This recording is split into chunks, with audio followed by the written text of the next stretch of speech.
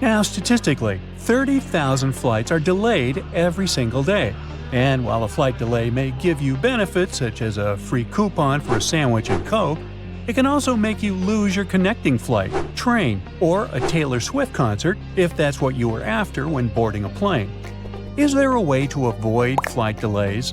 Well, while they might seem like a total gamble, there are some tricks to boost your odds of getting to your destination without a hitch.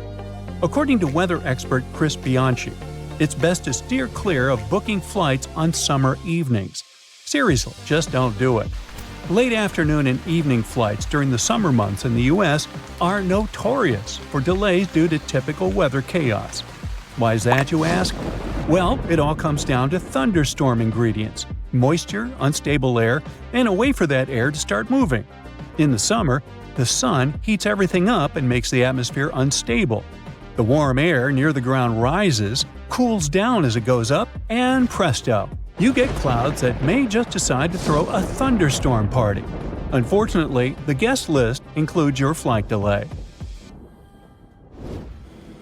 Conversely, you can choose the best time to fly.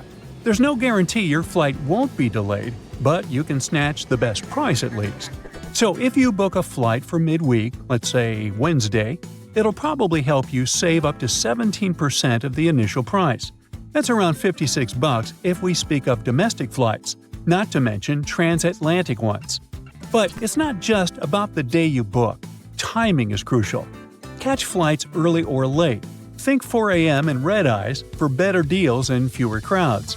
Avoid flying from 9 a.m. to 11 a.m. and from 2 p.m. to 4 p.m. if you can. Long story short, the best days to fly are Tuesday and Wednesday, and the worst day is Sunday. And don't forget the summer season. If you want to have a decent price for your vacay destination, make sure to book that well beforehand. So, you managed to secure the best prices for your tickets. Is there anything important you should know about your luggage? Yep. Once you arrive at your accommodation, you should immediately toss your suitcase into the bathtub. While it might sound a bit weird, it's actually pretty smart. And the biggest reason for that is bed bugs. Those creepy little pests love to hide in beds, couches, and even your clothes. And they're all about munching on human blood. Ooh. If they're hanging out in your hotel room, they gladly hitch a ride back home with you in your luggage. So, you should avoid putting your bags on soft surfaces or the bed when you first get to your room. Bedbugs usually chill out on mattresses, box springs, and in furniture cracks. If there's no bathtub in your room, just keep your suitcase in the bathroom, as they're way less to have these little bloodsuckers. You can leave your luggage there while you give your room a good look over for any unwanted guests, or just keep it in the bathroom for your entire stay. Another weird thing you should totally do in a hotel is stashing a towel by your hotel room door. You see, wrapping a small towel around your door safety latch can really add to your peace of mind. Just pop the towel around the latch and lock it up. This tiny step makes it a lot harder for anyone to get in unexpectedly. And to make it easier to remember, just keep that towel right by your door so you can use it every time you head back to your room. If you ever wanted to know what happens to your baggage when you're on board a plane, the short answer is nobody knows, not even the staff. Baggage is sorted automatically. Scanners scan the barcode and sort the baggage according to its destination. The three main tasks of airport baggage handlers are to move your bags from the check-in area to the gate, to move them from one gate to another when you have a connecting flight, and to move your bags from the plane to the baggage claim area. So, if your baggage doesn't move fast enough, it can be late for your connecting flight. Or the exact opposite. Your bag can get to your destination before you do, because you're stuck at passport control. Now, some people also claim that you might experience some problems if you forget to tear off old stickers showing a different destination. There's an opinion that, in this case, the scanner might send your baggage to the wrong country. Oops. So, you arrive at the airport eagerly anticipating a well-deserved break from work, park your car in the lot, and discover the steep fees for leaving it there. Why is it so expensive? Airport parking facilities operate like any other business. The expenses involved include the cost to the land, the construction of the parking area, and ongoing maintenance, all of which can add up significantly. Ultimately, someone has to cover all these costs. Furthermore, the convenience of parking close to the airport contributes to the higher prices. If you're not willing to spend extra for this added convenience, consider taking a taxi instead. By the way, the world's most expensive airport parking will make you shell out around $500 a week. It's located in Doha, Qatar, and it's earned accolades for the top-notch quality it provides. I mean, it's not surprising for this money. So, you may find it a bit weird that the flight crew is all about where your window shades are. But there's a good reason. They want to help everyone get used to the natural light outside. Plus, it's super important for a smooth boarding and deplaning experience. In case things go sideways during an emergency, you definitely won't want to be blinded when trying to get out of the plane. Also, keeping the window shades up during takeoff and landing lets the ground crew keep an eye on what's happening inside the cabin. If something goes wrong, like a fire, they can spot it right away and jump into action. If the shades are closed, they might miss crucial signs, which can slow down their response when every second counts. When you're going through security, put your stuff on the conveyor belt in an order that will make it easy to repack later. Start with your backpack so that you can toss things right in as they come out. If you have a laptop or any pricey gadgets, stick them in the middle or in the second tray to keep them safe. Basically, you need to put your valuable stuff between your personal items in the first tray, and your carry-on should be the last to go. This will keep your electronics from getting mixed up with other people's stuff. When it comes to packing, you should totally think about just going with a carry-on for a change. The freedom you get is amazing. And even if you decide to check a bag, definitely bring a carry-on with you. Pack a whole outfit in there. While stolen or lost baggage isn't really common, only 3% of luggage doesn't make it to the destination. Baggage delays happen all the time. So, having a backup outfit will save you from looking like a hot mess while you wait for your stuff to show up. We all love snagging those emergency exit rows for some extra legroom, but let's chat about which seats you might want to steer clear of. First off, avoid the seats directly in front of the emergency exits. They usually don't decline. And if you're eyeing those seats in the very back, keep in mind they don't recline either. But hey, there are some perks to sitting in the back. You'll be super close to the bathroom, and there's a good chance you might get a whole row to yourself since most folks usually skip the last row. Oh, and if you're looking for tips on seat choices for different planes, there are plenty of websites that can help you find the best spots and warn you about the ones to avoid, like those without windows. So there. That's it for today. So hey, if you pacified your curiosity, then give the video a like and share it with your friends. Or if you want more, just click on these videos and stay on the bright side. Hey, I hate to break it to you, but if you got pickpocketed, the chances are you probably let them steal your hard-earned money. Well, enough with brutal honesty. Now on to the ultimate tips to prevent it from happening. Scammers can be quite clever, and they may use tactics that will lead you to willingly part with your money.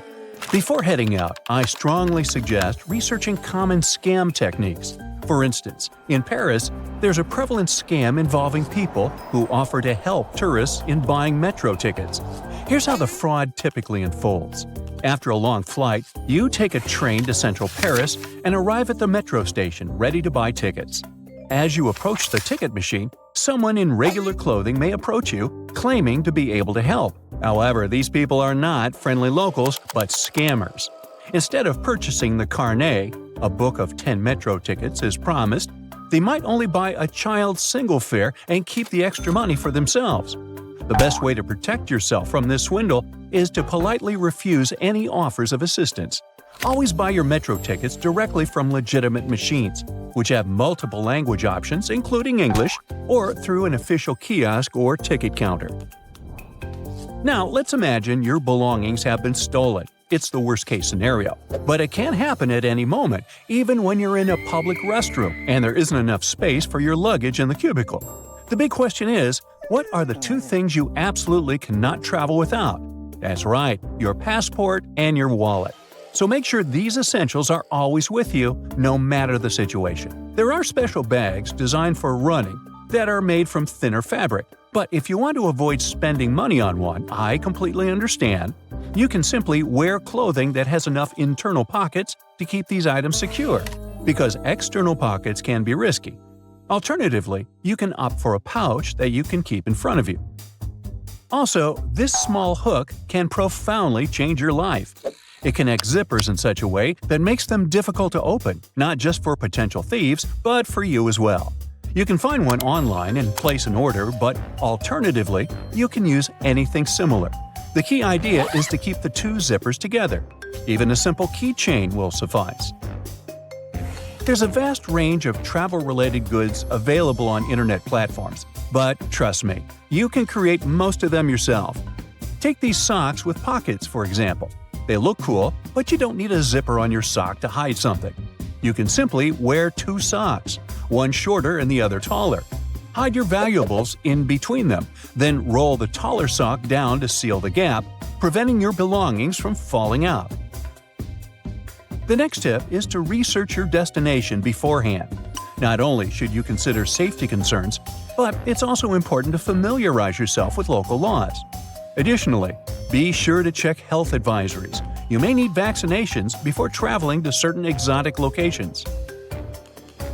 Now, be careful not to get tricked by those "pack your luggage with me" bloggers. It could lead to serious trouble. The TSA is no joke. They must remain vigilant and thorough with anything that appears suspicious. After all, it's our safety.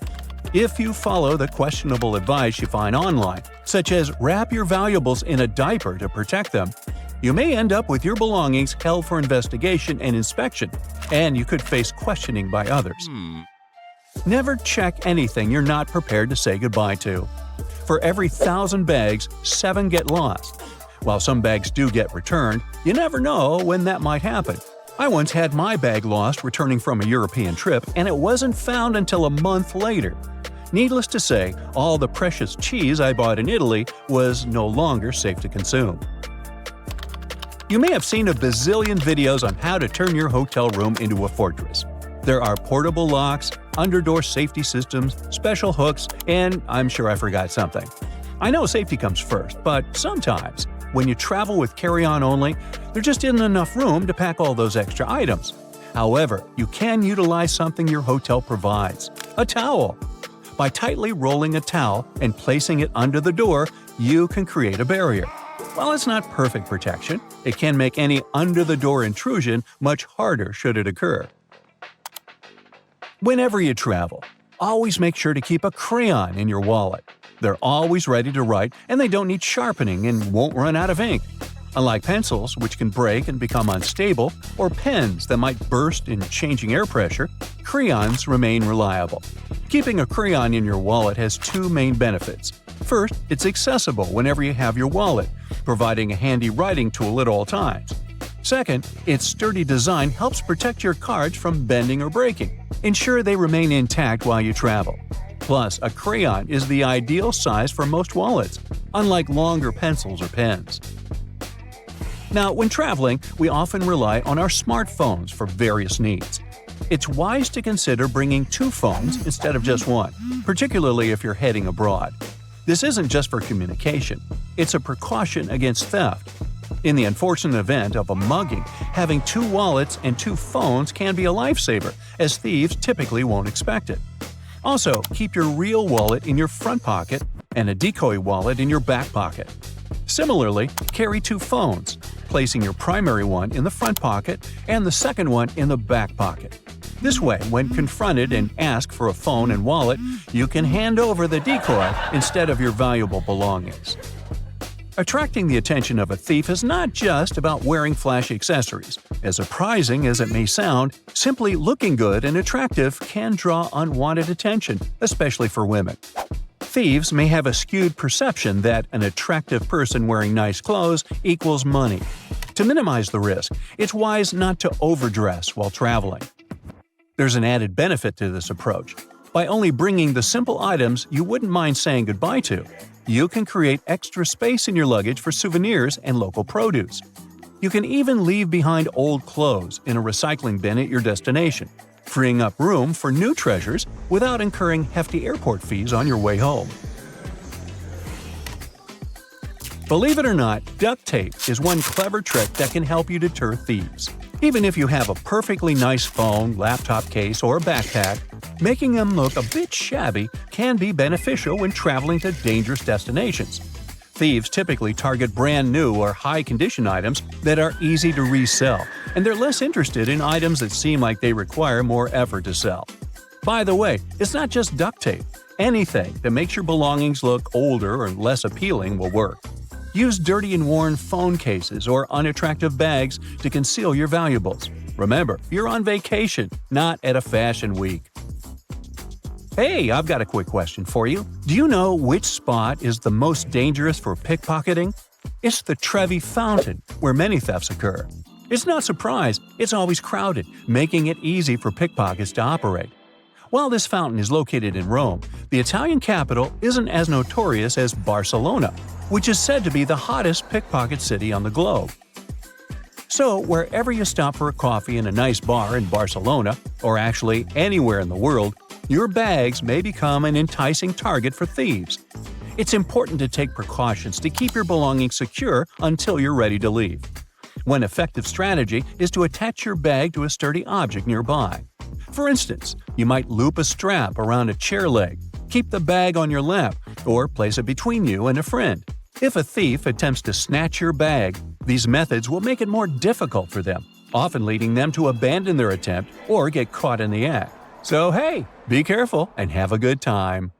That's it for today. So hey, if you pacified your curiosity, then give the video a like and share it with your friends. Or if you want more, just click on these videos and stay on the bright side. Different cultures have unique ways of counting. For instance, in some parts of the world, people typically begin counting with their thumb and end with their pinky. In contrast, others start with their index finger and end with their thumb. Some people begin with their pinky, and sometimes they can even start by extending their fingers in an open palm before drawing them in to form a closed fist. Alright, now let's take a little test counting from 1 to 5. You're gonna show me the numbers with your fingers, and I'll tell you what culture your gestures belong to. Let's go! Show me 1.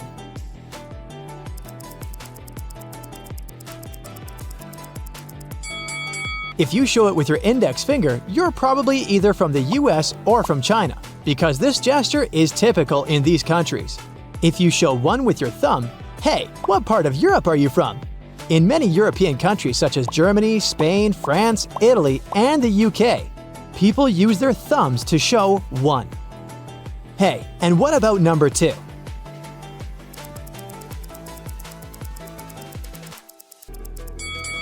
If your number looks like V and you use your index and middle finger for that, you probably belong to the American or Chinese culture. If you use your index finger and a thumb, you're likely European. Number 3 is shown differently in various cultures too. While people in China and the US use ring, middle, and index fingers to do that, people in Europe use their thumbs, index, and middle fingers. For number 4, there are not so many options. People in different parts of the world use all fingers except for the thumb to show the number 4. Same with number 5, we just show all the fingers we have. But there's a unique place in the world where everything's a bit upside down. Nope, I'm not talking about Australia. When it comes to hand gestures, it's Japan that leaves us mind-boggled. You see, while most people usually show their fingers to manifest a certain number, the Japanese do the opposite thing. The number they manifest is the number of fingers they bend. Look at this gesture. The only finger bent here is the thumb, and it might be like 4 to you. For the Japanese, it's 1. And here you can see that a thumb and an index finger are bent, which means it's 2. Then you add a middle finger bent to show 3, a bent ring finger to show 4, and to show 5, all you need to do is to show your fist. Crazy! But it's not over. In India, people use the lines between finger segments to count, with each digit representing 4 numbers and the whole hand representing 20.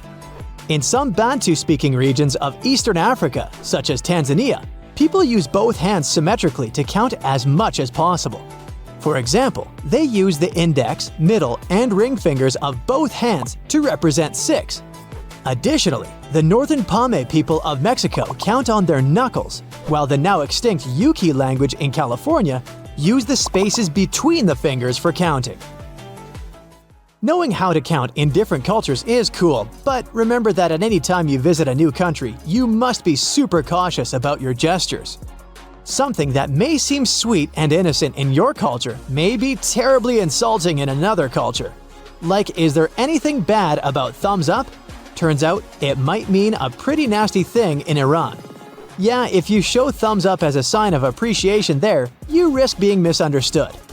However, most people will surely understand that you're just a tourist trying to be nice, so they won't hold a grudge against you. Pointing something with your index finger isn't really a sign of good manners, but in Malaysia, it's especially rude. So if you want to show something with your finger there, use your thumb, preferably the right thumb to play it safe. Be super careful when you want to ask someone to come up to you in Asia, especially in the Philippines. An innocent gesture like "come here" can be misinterpreted in Asia and even lead to an arrest if used to beckon someone in the Philippines. So you'd better use these gestures there for dogs only. Even looking at your watch may be easily misinterpreted depending on the country which you do that in. While it's okay to do that in Europe or the US, however, some people might still get offended, it's a big no in the Middle East. A conversation there must have its natural course, and you can't just abruptly end it in the middle if you're running out of time. Another innocent gesture that has the dark side is the OK sign. In English-speaking countries, people interpret it positively, but if you do that in Latin America or France, it will be extremely rude. People in New Zealand use this sign to indicate that someone is lazy, and in Australia, the OK sign means 0. Well, I'm not surprised. Even basic communication, like nodding for yes and shaking your head for no, can be reversed in certain regions, in countries like Albania and Bulgaria. Gestures can mean separate things, notions, and reactions, but they make an important part of languages too. I'm speaking Italian. Sure thing, there are more than enough words in this beautiful language to express whatever you want, but you can spice it up with some gestures. I mean, there are even emojis of Italian origin, like this one. By the way, do you know what it means? Seems like it gets misinterpreted on social media. Well, the pinched fingers mean, "What do you want?" Some extra meaning got added later, and today, people use it on social media to discuss anything Italian, or they can show that they're impressed by something by using this emoji too. In Italian, if you bring together the index finger of both hands and then tap them together, it means that you're talking about two people, or even two things that get along. This one's pretty convenient, huh? Instead of saying you two are getting along, you can simply tap your fingers together. Also, the Italian gesture can help you substitute not only your emotions, but even nouns. Look here, this sign means money. Yeah, you can learn the Italian word soldi, which is money, but you can rub your thumb and index finger and middle finger together and get the very same meaning. So, as you can see, gesturing can be pretty cool and help season your basic conversation. However, actions speak louder than words. Do you see what I'm driving at? Well, that gesture seasoning actually is something more important than what you say. According to research, about 80 to 90% of the idea you want to convey lies in the non-verbal part of it. Here's why the so-called body language is so important. Despite many cultural differences, facial expressions such as anger, happiness, sadness, disgust, surprise, and fear are universal throughout the world. However, non-verbal behaviors like eye contact can vary greatly between cultures. In the United States, eye contact is seen as respectful, but in some Middle Eastern and Asian cultures, it's avoided to prevent inappropriate romantic interest or social discomfort. So, to understand people better, we need both to listen to them and to read their body language. There's even such a thing as EQ. Do not mix it up with IQ. EQ is emotional intelligence, and it's linked to the ability to read other people's body language and express yourself better. Some scientists claim that gestures can help increase the value of our message by 60%. So in case you're having a hard time trying to manifest something, You gotta try to introduce more gestures to your speaking routine. There was an experiment evaluating TED Talkers. The least popular ones had 272 hand gestures during the 18-minute talk. Guess how many gestures the most popular speakers used? About 465. That's almost double. Yeah, it might seem that this number is super high and those people didn't stop waving their hands. I mean, 18 minutes is 1,080 seconds, and it turns out that they made a gesture almost every 2 seconds. But it worked. That's it for today. So hey, if you pacified your curiosity, then give the video a like and share it with your friends. Or if you want more, just click on these videos and stay on the bright side. Now, flying has long become routine for many people. But even frequent flyers sometimes don't know about things you should never do on a plane. Ooh. No bare feet on a plane. It's one of the biggest no-nos of air travel. Even if we omit the topic of unpleasant odors. Phew. The airplane floor is extremely filthy. People with contagious foot problems might have been walking the aisles barefoot before you. There's likely to be a lot of dirt left after previous passengers. And don't even get me started on the floor in the lavatories. Ew.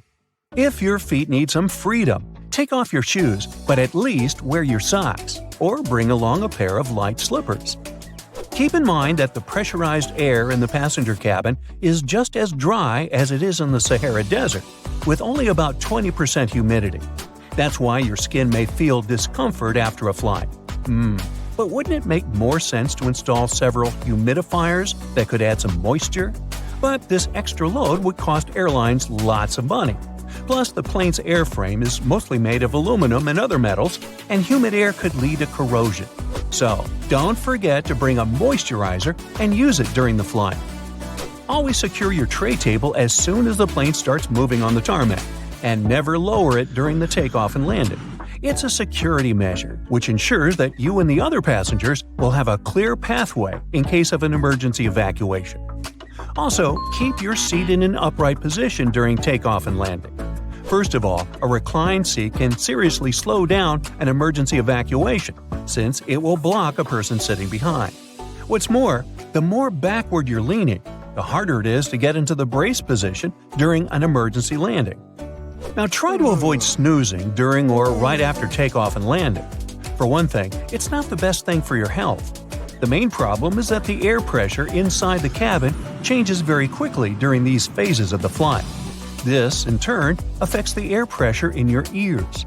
It's important to be alert during this time to relax and open up your ears, for example by yawning or swallowing frequency. Chewing gum works for me. If you're sleeping, you can't do this, which can lead to permanent damage. And of course, there's a safety issue. Most accidents happen during takeoff and landing. If you're sleeping during these stages, you might not be alert and conscious enough if an emergency happens. Now, this next recommendation comes from the EPA, the Environmental Protection Agency. According to them, you might want to skip on hot drinks on a plane. The water used to make tea or coffee doesn't come from bottles, it's regular tap water. And water tanks on airplanes are often old and full of bacteria. In 2004, there was a study which found that more than 12% of water samples contained harmful bacteria. But if you still decide to have a cup of hot beverage on a plane, never pour coffee or tea on your own. Flight attendants are trained to handle this task in crowded aisles of a moving airplane and won't accidentally burn you or other passengers. Now, it's probably better if you don't order Coke on a plane. The cabin pressure, so low up in the air, causes a lot of foam. For apparent reasons, flight attendants don't want to serve you a cup filled with froth. That's why they'll fill only half the cup, then wait for the bubbles to settle, and then finish pouring. That can take ages. Keep your air vent open. This way you'll minimize the spread of germs. Planes have high-quality air filters. They'll catch up to 99% of all airborne germs, so you should be safe there. But make sure to wipe that tray table. With 8 times more bacteria than the toilet flush button, it's the dirtiest place on board. Another thing you should avoid is leaning your head on the window if you have a window seat. You never know who occupied your seat before you, and, in any case, the glass is likely to be covered with germs. Say no to backless sandals and high heels on a flight. I do. There are very serious safety reasons for such a request. The first is that both these types of footwear make it very difficult to evacuate the aircraft fast. If you wear high heels, you will anyway have to leave them behind in case the crew is using emergency slides during an evacuation. The heels are very likely to damage the slide, so off they go. Now ask yourself, do you really fancy running away from the airplane barefoot? I'll answer that for you. Nope. Instead, wear sturdy shoes with a solid sole. In this case, you won't find yourself standing on the hot tarmac or in the weeds without any footwear at all. Don't stuff heavy objects into overhead compartments. Your things may not stay inside during severe turbulence, and while falling out, they will injure you and other passengers. Ow! That's why if it feels difficult to lift something into the overhead compartment, better put it under the seat in front of you or elsewhere. Now don't blame the pilots for the hard landing. When you experience it in bad weather, it might be intentional. If the runway is covered with water or snow, the plane has to touch down hard in order to break the water layer and prevent aquaplaning. Otherwise, the water can perform the role of a lubricant, and the plane won't be able to brake or respond to any control. Deploying an emergency slide when there's no emergency is a very bad idea. It can cause hour-long delays and cost airlines thousands of dollars to pack the undamaged slide back into its container. Why would someone do it? Apparently, some think it'll help them get off the plane faster. Well, they're an idiot. Don't be one yourself. Just keep in mind that it doesn't work this way. Don't ignore the instructions of the cabin crew to open window shades during takeoff and landing. This way, flight attendants can see what's happening outside, assess the situation, and act fast, organizing the evacuation. For example, if there's a fire outside one exit, they will redirect passengers toward another door. Avoid carrying spray deodorants or shaving cream in your carry-on baggage. Both these things tend to explode mid-flight and therefore aren't allowed on board the airplane. A much better idea is to choose stick deodorants. You also mustn't keep power banks in your checked luggage, and if you want to bring one on board, its capacity shouldn't be more than 20,000 milliamps. Besides, you shouldn't use them during the flight since they might catch fire. In general, lithium batteries are safe to use, but since they're high energy, they can catch fire if they're not treated with care, misused, or if there's a manufacturing fault. Such batteries have been the cause of quite a few fires on board airplanes, as well as during ground handling. Do not worry about airport scanners, they won't harm your health. Otherwise, airport employees wouldn't be able to stay near them without special clothing. Even when you're passing by a baggage scanner, the risk is minimal. And the last one, don't act like a jerk on board. Behave yourself. I know you will. Also, never try to land a plane on your own. Nah, don't laugh, I'm not kidding. In movies, they often show us that something happens to the pilots and they can't land the plane. And that's when the main character, a very skillful person, starts their game. Unfortunately, it's close to impossible to do it in real life. Even if a person is a genius, is fond of computer simulators that match the real model of an aircraft 100%, and is ready to follow all the instructions from the ground, they're likely to fail due to one simple aspect: stress. It is true that there have been cases throughout history when amateurs landed smallish private planes after the incapacitation of a pilot. However, there has never been a case of a non-professional pilot landing a commercial passenger airplane. It's only in the movies.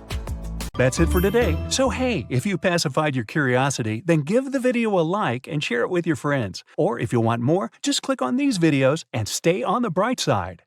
You check into your hotel room, connect to Wi-Fi, jump on the bed, and post 15 photos of your new window view.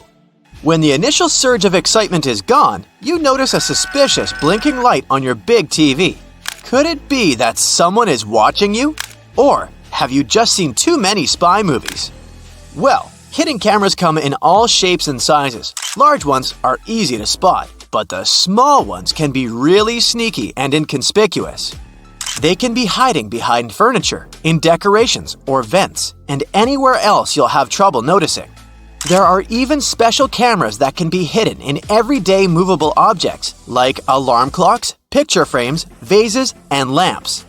Check to see if these objects are facing at a strange angle or if they're positioned to get the best view of your room or bathroom. The easiest way to spot a hidden cam is to look for the lens reflection, because all cameras come with lenses. Turn off the lights and slowly scan the room with a flashlight, laser pointer, or a special wireless spy cam detector. It comes with infrared scanning lights and one illuminating light. When you find a reflective red spot, you gotta turn on the flashlight to help check if there is a hidden camera. Definitely check the vents along with any other holes and gaps in the walls or ceiling. Some advanced detectors even show you what the camera is seeing, making it way easier to spot and disable. The detectors only work on cameras that are turned on and working normally though. Your mobile phone can also help you find some hidden threats. Turn on Bluetooth and walk around. See if any unknown devices pop up on the screen. Another idea is to install a network scanner app that shows all devices that are connected to the Wi-Fi network you're using at the hotel.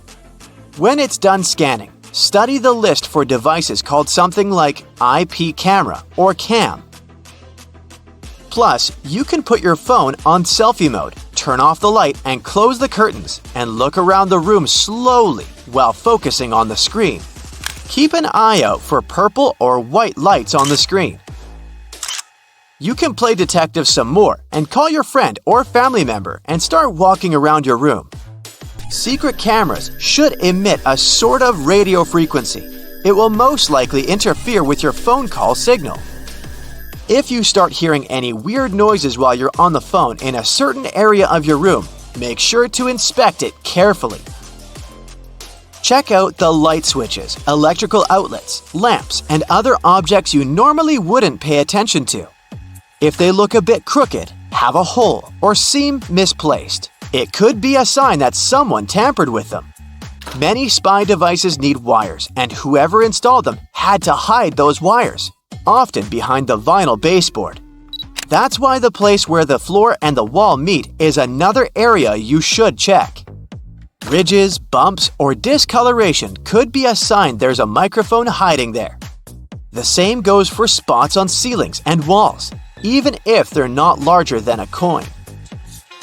If you do find a hidden camera or something looking suspicious, don't shy away and let the hotel administration or your booking service know about it. Don't try to touch or move the device yourself. If the hotel denies everything, contact local law enforcement. After you've scanned the room for cameras, check out the mirrors. Someone could be watching you from the other side. First, see if the mirror is built into the wall or can be adjusted. If the mirror is semi-transparent, it will be built into the wall. You can do a simple test to check the mirror. Press your fingertip against the glass and push firmly enough to leave a fingerprint as you move your finger away. Study the fingerprint.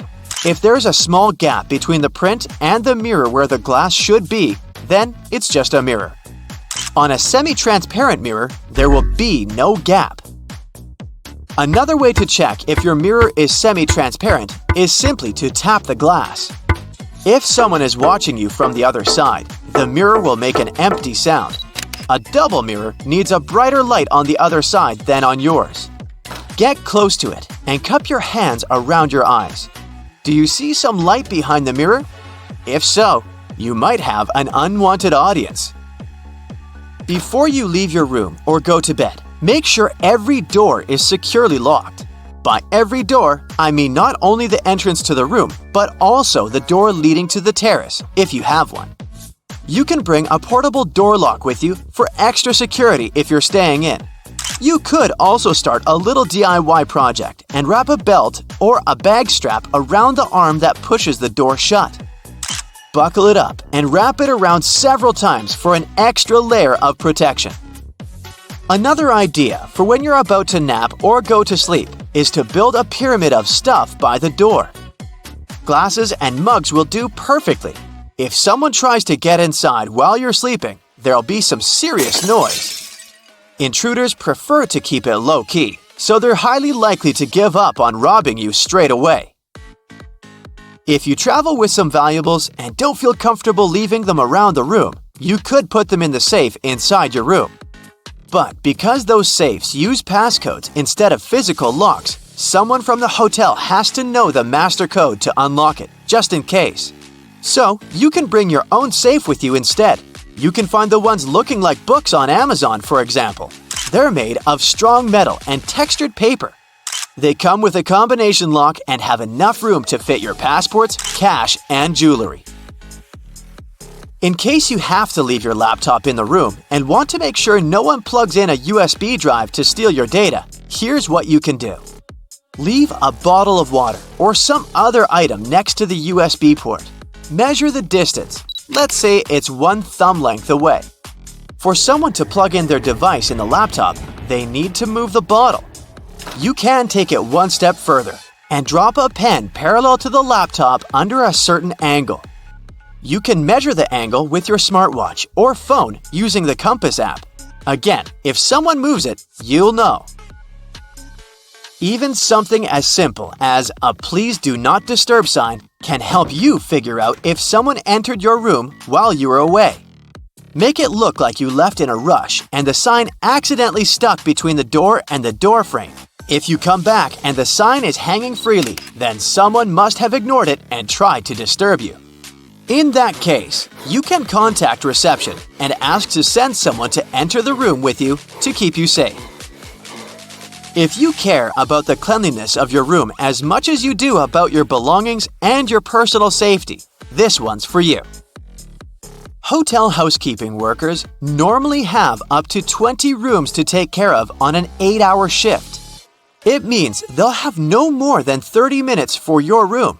It gives them enough time to make the bed, clean the floors in the room and the bathroom, empty the trash bins, and dust all surfaces.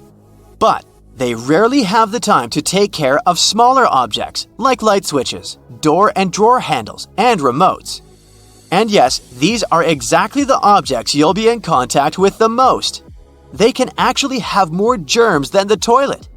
So if you want to be sure those germs won't land on your hands, bring enough antibacterial wipes to clean all those things before you touch them.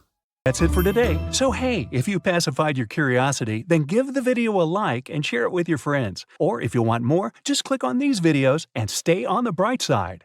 Are the letters SSSS on your boarding pass a reason to worry? What's much more dangerous than turbulence? Should you really be the first to board the plane? You're about to figure it out. You might have noticed that most planes have blue seats.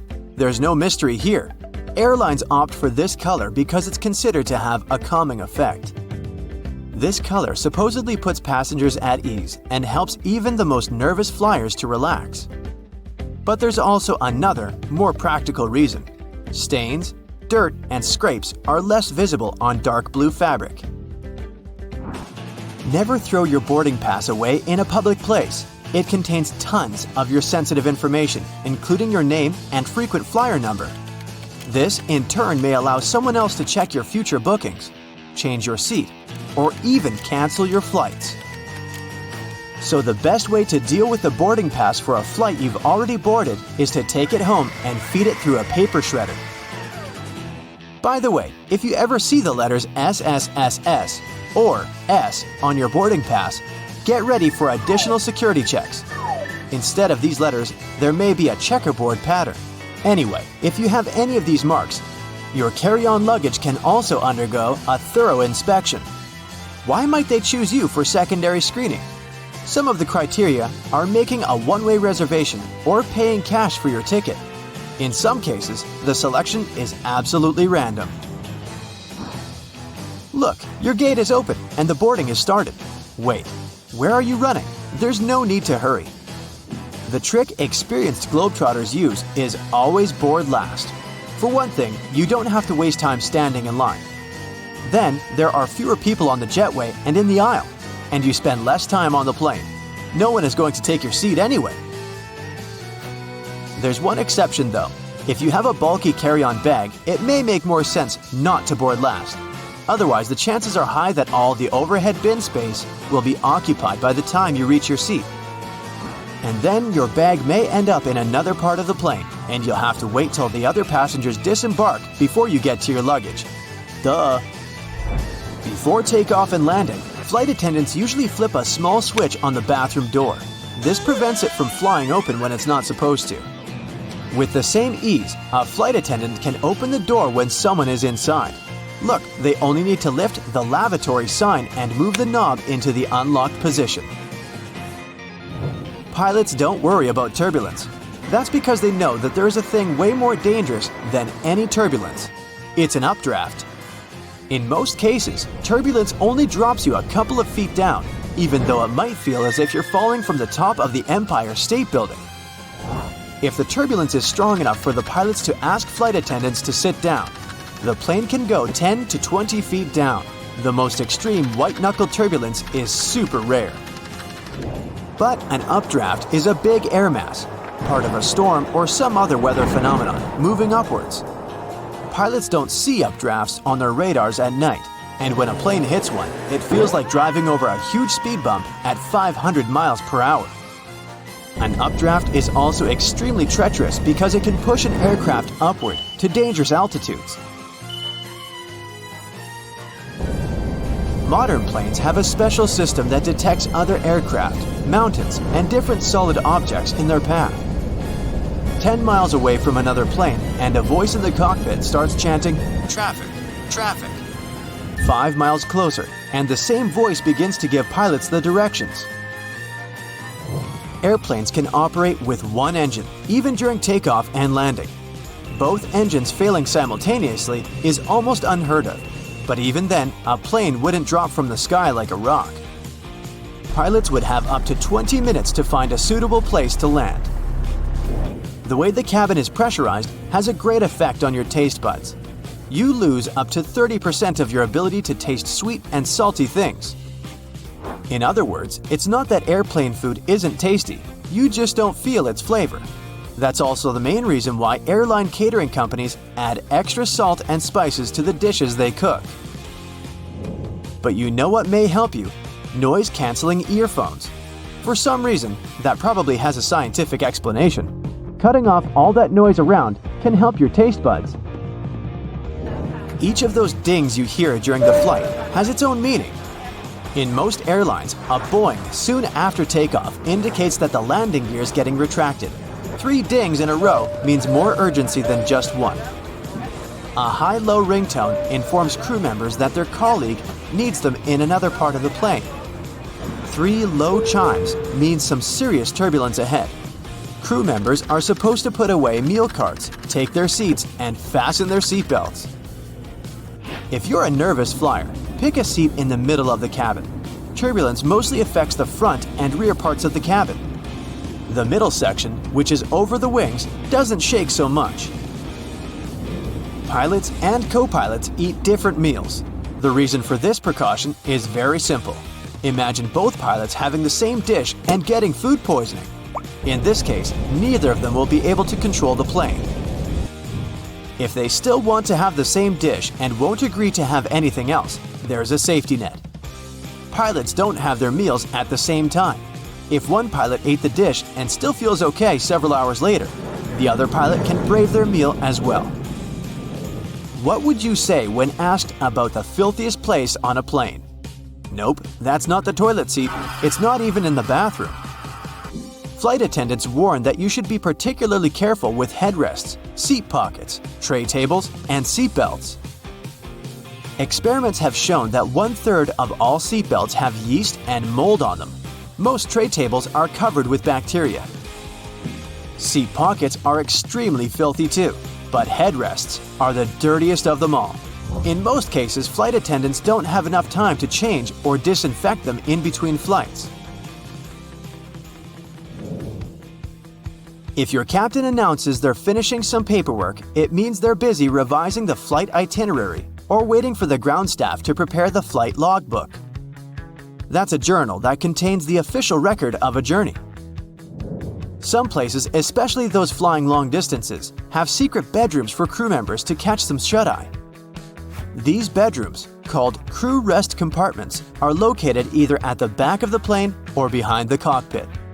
Such a compartment can have up to 10 comfortable beds where flight attendants can have a rest. Plane windows are made of super strong plexiglass that can easily cope with high speeds. And the window panes are shaped in a special way so that the high pressure inside the cabin pushes them against the aircraft body. In other words, plane windows are very unlikely to get broken. Once upon a time, plane windows were square, but the pressure built up in the corners of such windows, making them ultimate weak spots. This means that each square window had 4 weak spots. This made them likely to crash under the enormous stress of high altitudes. Luckily, making airplane windows curved solved this problem once and forever. Such a shape distributes the pressure and reduces the likelihood of cracks or any other damage. Planes regularly get struck by lightning, at least once a year or once per 1,000 hours of flight time. These days, it's totally safe. The electric charge simply runs through the aircraft's aluminum shell. It doesn't cause the plane any damage. But did you know that airplanes not only get hit by lightning, but they also trigger it? When an aircraft is flying through a cloud, the friction between its fuselage and the air creates static electricity. Sometimes it can cause lightning. That's it for today. So hey, if you pacified your curiosity, then give the video a like and share it with your friends. Or if you want more, just click on these videos and stay on the bright side. You heat a pack of popcorn in the microwave, and there are small unpopped grains left. You can get rid of them before you open the bag. See this little tiny hole at the top? Shake the pack over the plate, and all the grains will fall out of the hole. It's much better to peel off the stickers, not from the bottom to the top, but tear them off from the side. This way, the paper remains flat and its low side doesn't bend. Peel the banana starting from the top, then you will not have to squeeze the bottom of the fruit. The hole on the pan handle can be used not only to hang it on the wall. You can insert a spoon into this hole while cooking a soup. Cardboard containers with Chinese food can be opened so that 4 paper walls lie flat on the table. So, all you need to do is unfold the container. This way, you'll get a very realistic plate, and scorching food will cool down faster. An easy way to peel an orange is to cut off the top and end of the orange. Then, cut it in the center to the middle. Then unroll the fruit. Almost all people misuse a travel pillow. Usually, the 2 ends of the U-shaped cushion are directed forward. The correct position is to turn the pillow on the other side. The arc should be under your chin, and the 2 ends should look back. Your neck will feel much more comfortable in this position, and you'll get a great nap. Your ceiling fan has 2 modes, for winter and summer. You need to find the switch on your fan.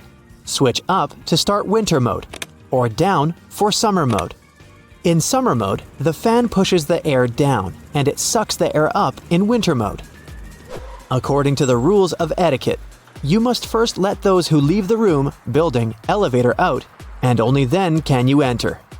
First, they come out, then you come in. If you're inside, then you come out first. This simple rule will help to avoid a collision. In restaurants and cafes, toothpicks are always on the table. Most people use them incorrectly when they pick their teeth immediately after eating. The correct and cultured way is to go into the restroom and carefully pull out all the food leftovers from your mouth. Here's the right way to tie a garbage bag without making this little hole on the top. Don't tie these thin straps together. Hold them up, make a knot, wrap them around the knot through the loop, and here you have a good tight seal. To properly dry your sneakers in the dryer, you need to tie the laces together. Then put the sneakers inside the dryer, but leave the laces' tips sticking out. Close the lid so that it clamps the shoelaces. Done! Wired headphones fit much better in your ear if you put them on in a way when the tips with the wire direct up. Then, the wire can be put around the auricle, so your headphones will not fall out of the ear. A bobby pin should be attached with the wave side closer to the head. Then it will not fall out of your hair. Don't brush your teeth with an electric toothbrush using fast movements. The electronic toothbrush should pass smoothly through the teeth. You can tear a bag of sugar with one hand. Hold the bag above a mug. Just place it on your index and middle finger. Then press your thumb into the middle of the bag. It will break the center, and sugar will easily pour out. When you pour juice or milk, keep the neck of the box at the top, above the glass. Then there will be less splashing. You wear sunglasses and enter the room. Where are you going to hide them? Do you leave it on your head, hang it in your shirt collar, or put it in your pocket? The best way is to put the glasses in the breast pocket so the lenses will be inside and only one temple sticks out of the pocket. Your glasses will be safely inside and the lenses will be protected from damage. When you flush the toilet, always cover it with a lid. Small imperceptible particles of dirty water and germs splash when pressing the flush button while keeping the toilet lid open. You don't have to tear off the plastic sheeting from the dishwasher tablet and crumble it. Just put it in the tank and close it. The water will dissolve the sheeting. It doesn't work with all the brands out there, so check the instructions. The compartment under the stove is not properly used when you put only pans and pots inside. You can put dishes with food there. The heat from the oven will keep the food warm. This is useful when you're waiting for guests who are running late. Almost everyone has a plunger with a round rubber shape. In the movies, we have seen how many times it's used to eliminate a blockage in the toilet. In fact, this plunger is needed to eliminate a blockage in the sink. For the toilet, you need to use another special plunger. You're eating a taco, and all the food is falling out on the other side. Put another tortilla on a plate. All the fallen food will be on it, and thus, you have another small taco. Using a vegetable peeler, most people make only one forward movement to cut the peel. Then, they put the blade back and cut off the peel again. You can cut the peel in the opposite direction and move the peeler back and forth. It will be faster and more efficient. Don't tuck the belt from the bathrobe through the back. Pull it out and thread it in a loop on the side of your stomach. After that, tie the belt as you like. This way, the bathrobe will snuggle tighter to the body. Most of us use toilet paper seat covers incorrectly. The correct way is to put the paper so the round side, in the middle, looks into the back part of the toilet. Advertisements show us that we need to cover the entire surface of the brush with toothpaste. One small pea is enough to brush your teeth. Companies want you to use the paste fast and buy another one. That's why they show this wrong and uneconomical way. We've been applying deodorant wrong all this time. The most effective way to use deodorant is to apply it at night before you go to bed. The easiest way to peel garlic is to put it in the microwave. Cut off the upper part, then put the garlic in the microwave for 20 to 30 seconds. Done! The skin easily tears off the garlic. Most people cut pizza from the middle to the edge. The filling always leaves the dough, and you have to make a lot of cuts. The correct and convenient way is to cut the pizza across, from one edge to the other. You only need 2 cuts to divide the pizza into 4 pieces, 3 cuts to divide by 6, and so on. It turns out that it's not necessary to wrap the suitcase with protective plastic sheeting. You can just put a t-shirt on the bag. Make sure the handle sticks out of the collar. And don't forget to make a little cut for the side handle.